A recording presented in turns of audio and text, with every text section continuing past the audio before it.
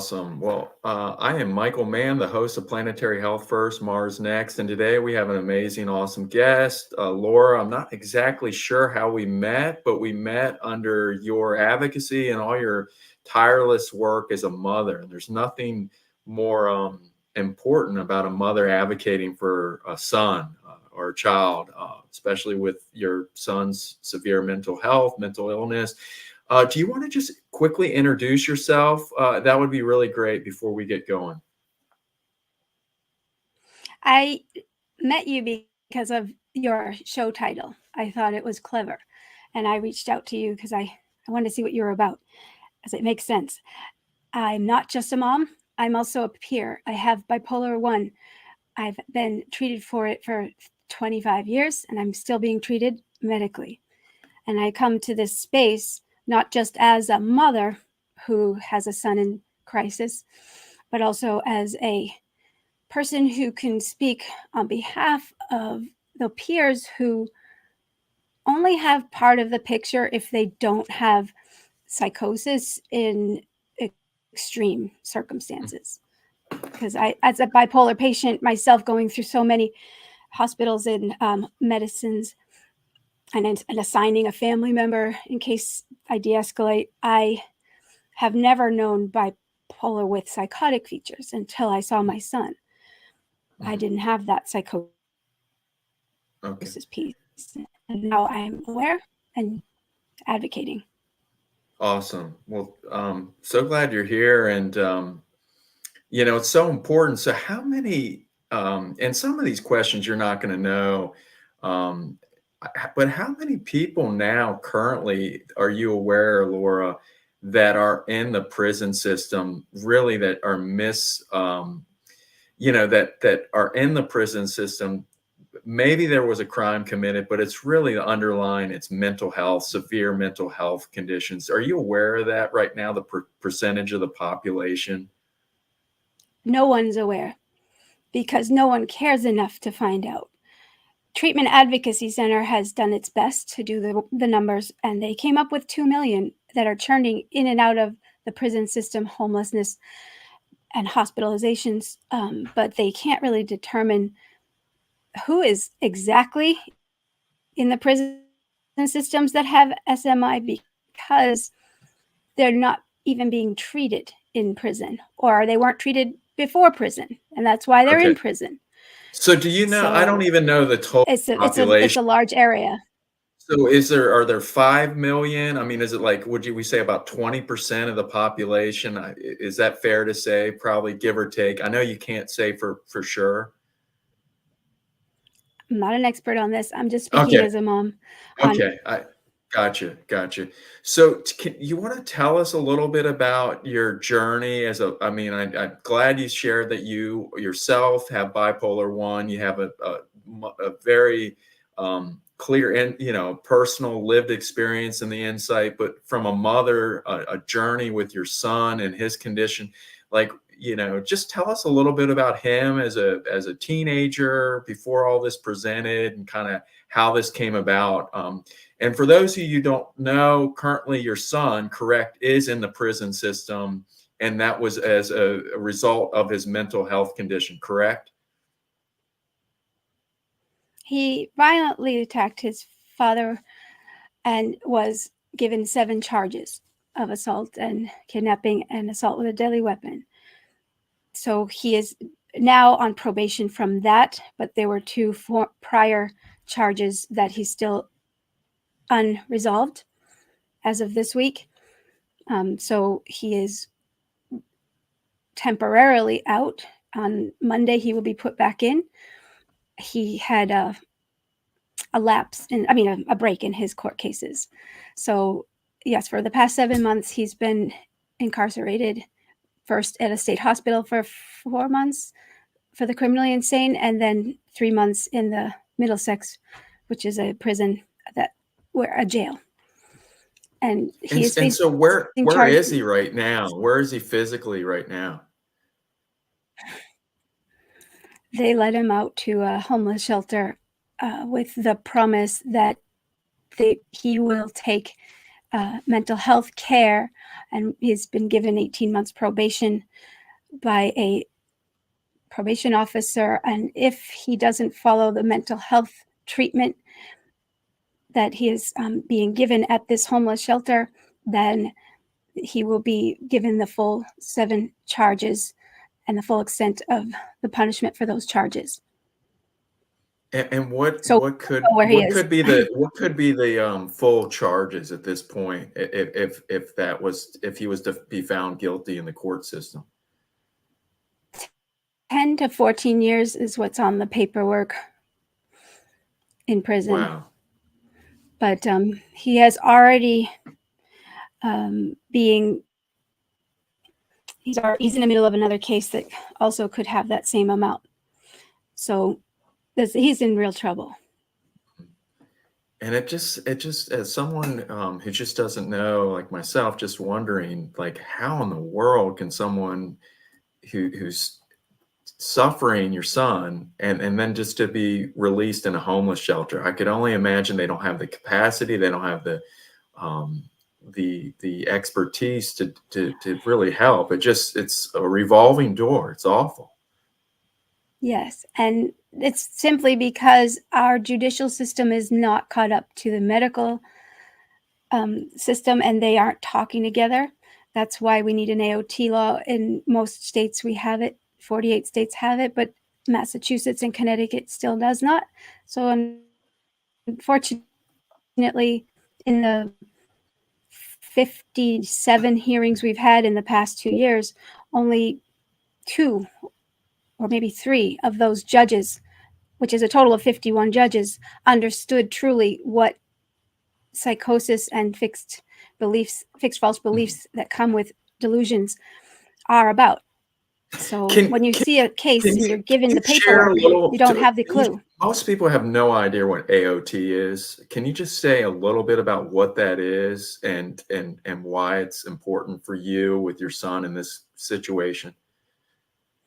Well, AOT is a warm handoff from being hospitalized and stabilized. Usually they are quick hospital stays. We don't have long term. And once though they are deemed safe, and they go back into the environment without anybody watching over them. There's no, except for them. And unfortunately, 50% of the severe mental illness, of the serious mental illness population, are unaware they even have the illness itself, and they were forced there for a reason. And so 1 or 2 days or 7, on average 10 days, is not enough for them to gain that insight. So an AOT would be a team of professionals, medical, judicial, civil, all on the case for this one individual, which is costing the system the most money.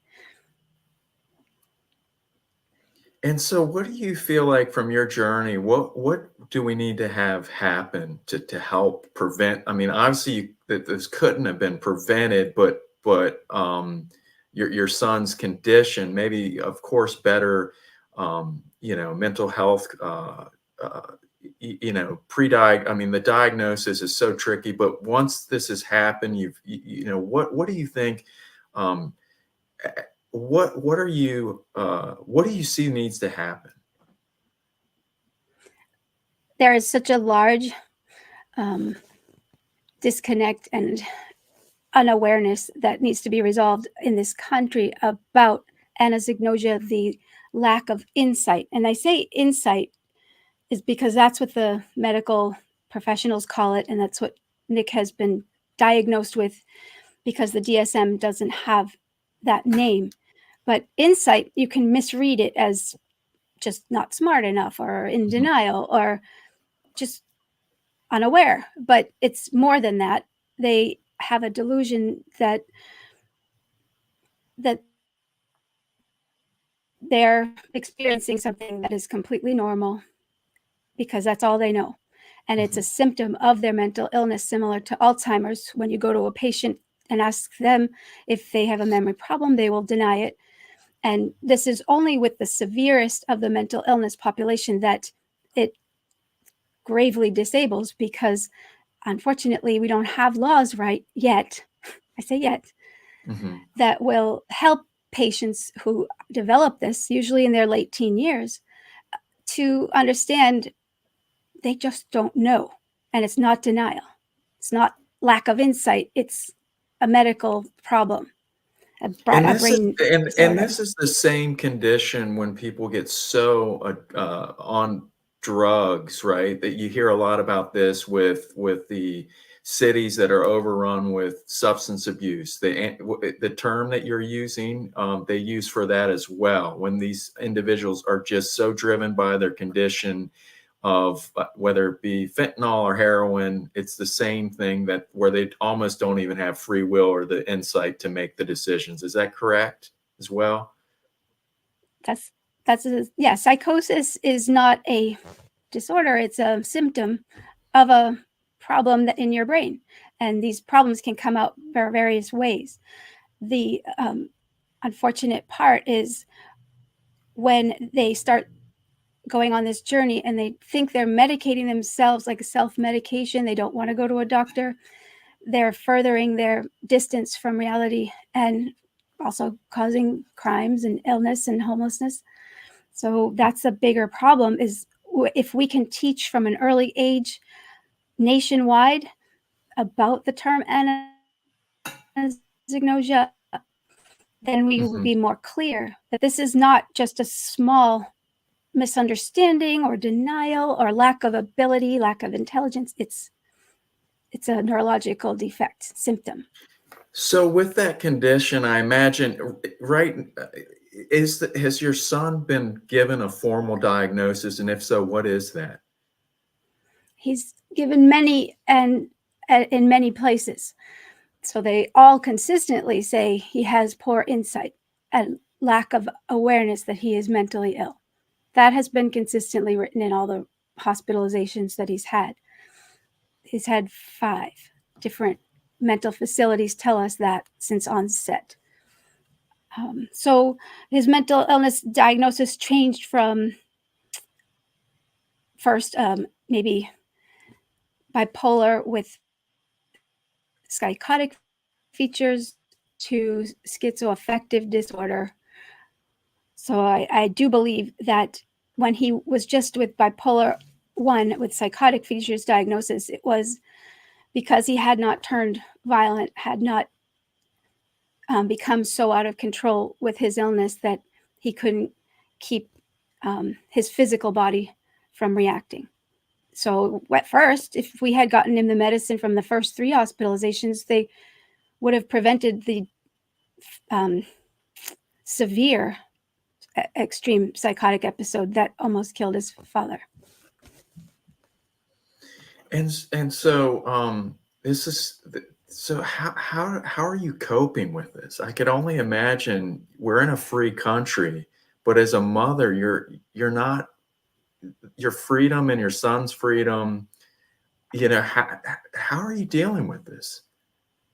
I have been pouring myself into advocacy as my grief because it's a part of the control that I can have. There is no control over the phone calls I'm getting, the judges' decisions, the lawyers, the lack of professional oversight of his care. I'm realizing more and more I'm not alone. And the more people I connect with that reach out to me or I find are going through the same thing or have been going through the same thing for decades, Mhm, and especially in the criminally insane hospital peer support groups, I'm hearing that there's one spouse or one parent that's been killed, murdered by their child, and they still go and visit them every day and have that love for them. And they're sitting in mm, that hospital with a double life sentence being medicated at that point. So they have they now are recovered. But mhm. when I hear these, I know that it's a societal problem. It's not humane, and we need to do something about it. So I guess my answer to that is I have a very strong family, and I have a very strong support network, which is Will James. He said the same thing. You need a family And if you don't have a family, then you need a community that cares. And that's where they've been holding my hand for the past 2 years through this.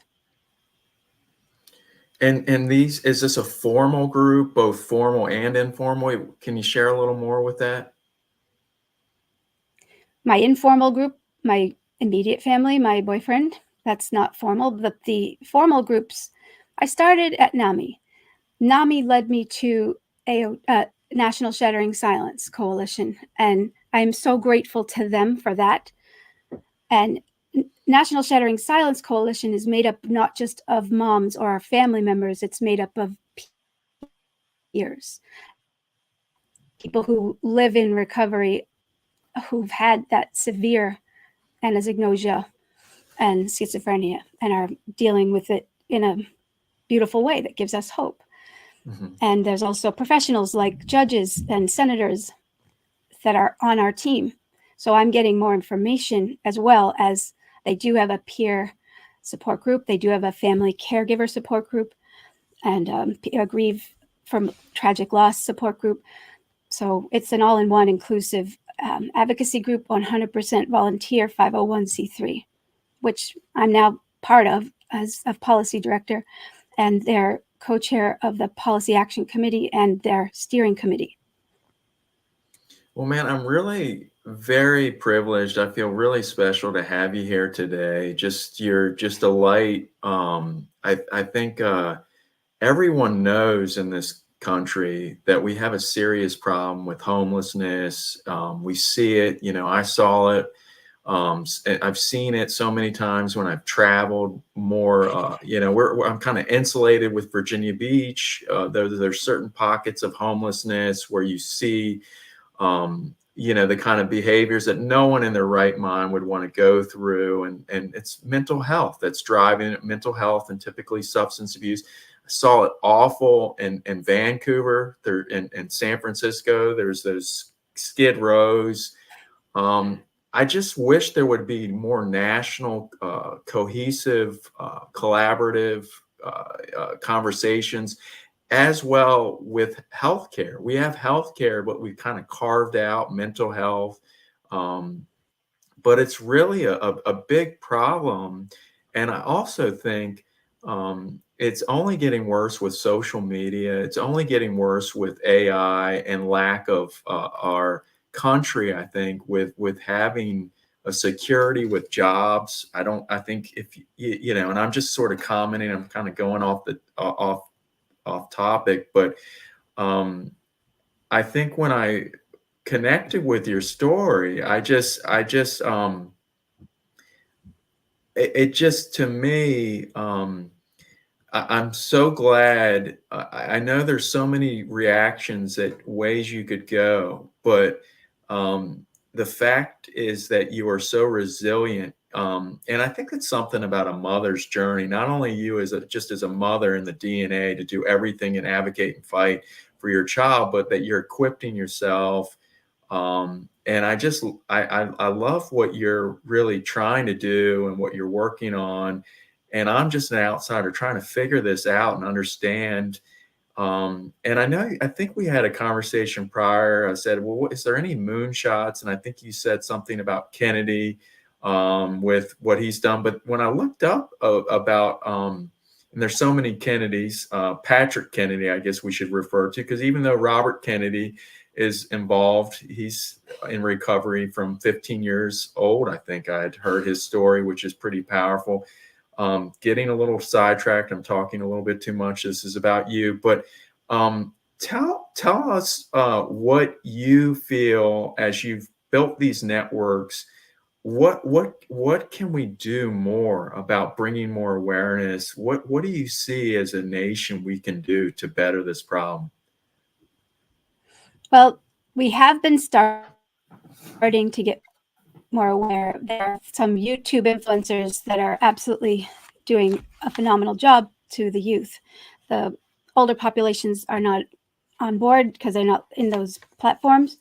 But I think as far as policy goes, we have Dr. Tim Murphy on our team at National Shattering Silence Coalition, who speaks very well and has worked in the White House for mental health. So he is a former senator, and we're also looking at judges like Judge Mack, who reformed the AOT law in Michigan to make it actually working. And we have people that are forming educated advocacy groups, and they are now joining together. Schizophrenia and Psychosis Action Alliance has formed a new network called SPAN instead of SMPAA, it's SPAN. And also we have a PR campaign that we're starting, combining all of these advocacy groups into one voice, which I mentioned Patrick Kennedy because on his tour of interviews, he has mentioned that our advocacy groups nationwide need to band together into one voice on Capitol Hill. We're too disjointed, and we need to be all together because our knowledge, our expertise and specialties are different, and we need to be in one group. So SMPAA has started a annual summit to bring all those together, and I was fortunate enough to attend and witness that inaugural summit.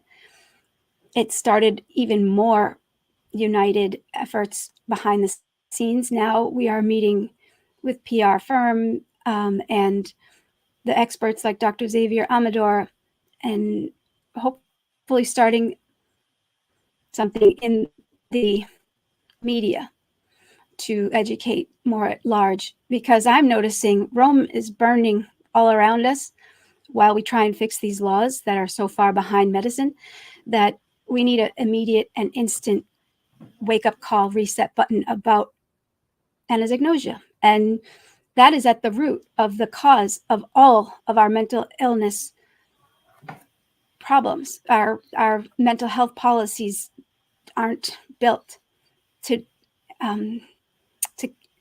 understand those. And unfortunately, even the states that have AOT, they are chipping away at it. They're not using it right, or they've been chipped away at the actual written. So we want an AOT that we can believe in. We want a federal AOT so that we can make it with uniform best practices, just like we did with the community behavioral health centers, having a specific criteria to qualify for that federally. We want to have that for AOT. And the only thing standing in the way of that is awareness. The civil rights advocates who are well-meaning, but respectfully, they are not exposed to the danger that the people who are experiencing it firsthand are. So the people that need so to be with Anastasia, it's can you say it again for me? How do you say the word? anosognosia. Anosognosia. Anosognosia. So with that, that's the same thing that's like ruining all our cities with substance abuse. It's the same thing. If we had those in place, we could then get the people who are suffering so badly treatment. You know, we've given people such right. freedom to just ruin their lives. Is that correct? I mean, isn't that essentially The right to fail? So, well, that was the shocking part when I went first with my son to the I was going to say when I went first with my son to the hospital after he'd been missing for 3 months, came back very starved and emaciated and speaking in psychosis, obviously not aware that he's ill. The ER physician did not take him seriously because they believed how well he spoke. He was very intelligent. And the content of, what I said, what his father said to that ER physician did not matter. And actually she said the words, he can be crazy, but if he's not a danger, we can't keep him here and give him treatment. Mhm. Because, I said to him, he was out in the middle of the forest climbing trees naked in February on Cape Cod to get closer to the voices in his head who are telling him things, and he acted on them. Mm-hmm. What makes you think that's safe? Well, she said, that's February. This is July. Well, he went missing April till July 3rd. with a team of, police with so much money spent with dogs and in 3 separate cities, combed with day in, day out, every shift they changed, they gave his description, trying to find him. They considered him endangered. And Mhm. yet here we are saying we can't treat him because he's not a danger to himself right Yeah. now. So Well, Laura, that criteria has to stop. right now, is he taking medication to help him with this condition?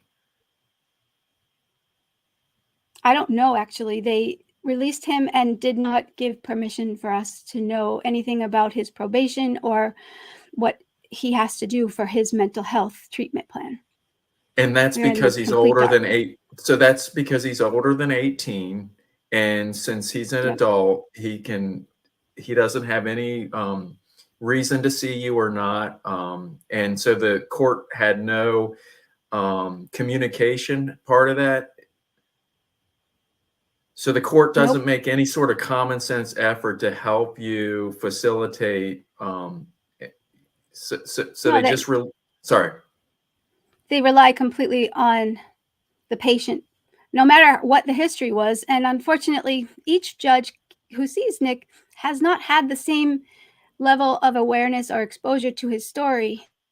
They get to know him in about 3 seconds or maybe 3 minutes of preparation. As I said, he's had 51 judges for his 3 open court cases since his extreme psychotic break, April of 2022. So each and every judge tries to get as best sense as they can, but they can't. And that's why we need an AOT team, because if he had been given one after his 3rd hospitalization at McLean, the country's best mental health facility, they kept him for 2 months with a forced Rogers order, forced medicine and forced commitment, but let him go to the homeless shelter with only one promise that he has to show up to his 1-month psychiatric appointment. And he swore up and down, yes, I will. And that month came and went. He never went. My brother was supposed to drive. He told my brother, I'm not going. I'm not mentally ill. So they will say what they want to say, and to get out of hospitalizations or to get so it needs more care. Mhm, And unfortunately, because of the civil rights advocates who speak so loudly and clearly, who have had maybe exposure to moderate mental illness, mhm, the ones who have had the extreme mental illnesses aren't getting heard because there's not as many of them, first of all. And there's 3 types of advocates: ones that have had moderate mental illness and are back and in the community, they don't need assistance. mhm, There's another one that's the severe mental illness, same thing. Then there's the ones with severe mental illness with anosognosia, and those 3 are important to distinguish, because the first one I mentioned is the one that's being heard the most. The second one, with severe mental illness, those advocates that are peers aren't getting heard as much, but they are getting headway. They are Cecilia McGow from Students with Psychosis. Her foundation is huge in New York. And Daryl Herman, who's a part of our team at National Shattering Silence Coalition, goes into psychiatric hospitals as a peer, speaking to 30,000 patients about what it's like to live with psychosis in a straight manner. Then there's the third type, the ones who've had severe mental illness with anosognosia, who are now recovering. And I won't say any of them are recovered, but they're in recovery. And this type is a Bethany Yiser, who started Cures Foundation, Eric Smith, who is now working in the Texas Commission for Mental Health, David Hertz. These are writers and advocates that aren't being given enough of a microphone, in my mhm, opinion, but mhm, are getting places like the NAMI Khan, and major mental professionals give them high regard. Dr. Xavier Anosognosia is not a peer, but when he speaks on anosognosia, it's a standing room only. So we need more of a microphone on them. mhm. And there So are some nice, influencers like yourself, but well, I'm just trying to understand it. That's God, I really just think, all and it just is so complicated, and I like how you broke it down. Obviously, there's a lot of the individuals that have mental health. I mean, my gosh, just about so many people have experienced depression at some point in their life. The data's pretty, and I mean, I guess you could look at the claims, whether it be a antidepressant with pharma or whatnot, but these are just short. This isn't, and if it's long term, people are dealing with it, whether it be like something of the magnitude like an ADHD, just maintaining. But what you're really talking about is severe. We're talking severely debilitating mental health, where you're at risk with yourself and then others. And so this is unfortunate that we don't have this clearly. It's a state by state, it sounds like, and you're specifically advocating for Massachusetts, correct? And Connecticut, because without Massachusetts and Connecticut, we can't federalize AOT and fix AOT from where it is right now. So I'm actually I'm gonna be doing this till I die. And if I have my way, then the AOT will be federal, that it will be with best practices, and it will be involving peers who are in recovery in that second and third category.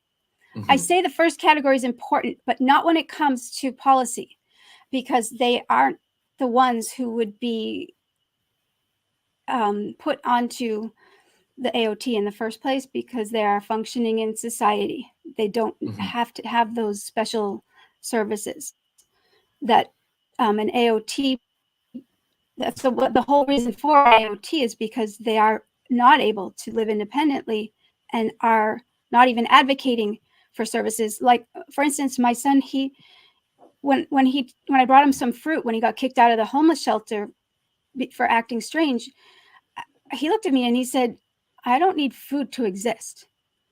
And when you have that moment where you realize this is a vulnerable being, because he gets so skinny, and he truly believes that he's bigger than food.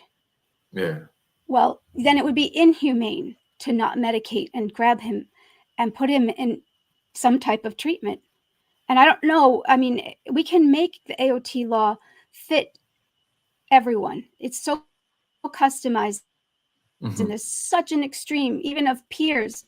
I put them in 3 categories, but it's from moderate to extreme is really those that there are some. So I just think that when you are working with a team, this includes a patient rights lawyer. Everyone's given the same: a lawyer, a therapist, a nurse, a caseworker, a psychiatrist, a judge, and a peer and a clerk. Those people all are better than this together, because they work as different knowledge, and then you can get them not just safe, but also in a job or in a home. Because a lot of the times what's happened since Kennedy's well-meaning and well-intentioned plan of shutting down all the asylums is that what it opened it up to was it was supposed to be the community, the neighborhoods that were going to take care of this population. And because he was assassinated, he couldn't finish his mission.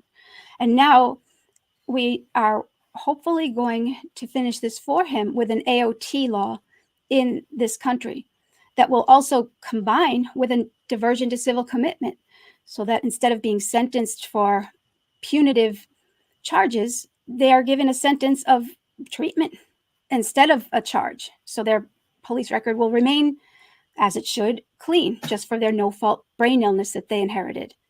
So all of these things are starting to happen.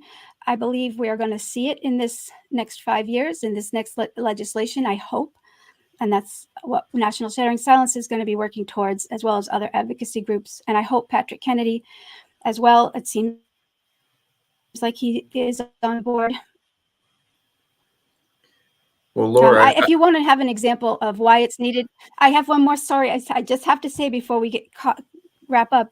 Crystal Fox, she is the most tragic story of the mental health system in the United States, and I encourage everyone to Google her. She started Arizona Arizona Mad Moms in 2023, and is now changing laws in Arizona that we need to replicate throughout the country, including her law that was named after her husband, John, the father of her son, who had stabbed the father in the car on his way to getting him help with extreme psychosis, and then later in prison hung himself because he had just started treatment, but it wasn't enough and it was too late.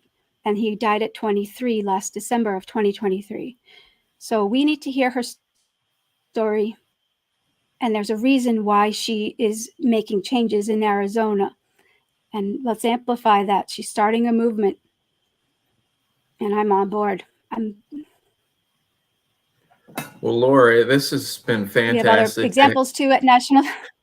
Well, go ahead, please. We have other stories like on our NSSC community. We have a lot of families that have unfortunately lost children, like Tristan Murphy's mother. If you don't know Tristan Murphy's story, he is the suicide by chainsaw that happened in a prison during psychosis. So all of these families are speaking out now and changing laws because of how grave their tragedy is. But why does it have to get to that point? We're smart individuals. This country is filled with the best. So I don't know why we're not getting together and rallying all the knowledge, including the hard-earned knowledge, to make this go away. Well, you are doing just that. Thank you. Anything else that you I don't know feel if that? Sorry, go ahead. I would say that, you know, the people of this country that were here, they call themselves the people, the indigenous, the Native Americans. I think that we can learn a lot from how they lived in harmony with each other in a tribe setting, so that we're all together, not apart. We have to think outside the box, contact our elders, also be willing to try and all their different ceremonies and their spiritualness. There has to be some way we can emulate that now as a country, because we're better together. And I like the idea that we can incorporate all kinds of voices together and not be on opposing sides, but on the same side. Just different avenues of this to get there, but we are all trying to do the same thing. Well, this has been great. I'm so glad that we were able to have you on to share all your advocacy, all your work to really bring awareness to such a AOT and all, your son's struggles, your struggle as a mother, and I feel like I've talked to you have a PhD and a law degree with all that you've done and all your advocacy and heart. So this has been awesome having you on today. I'm an artist, and I think artists do magic because they make something out of nothing. And that's how I'm treating this. My masterpiece. Awesome. Well, thank you so much for coming on today, Laura. Thank you, Michael.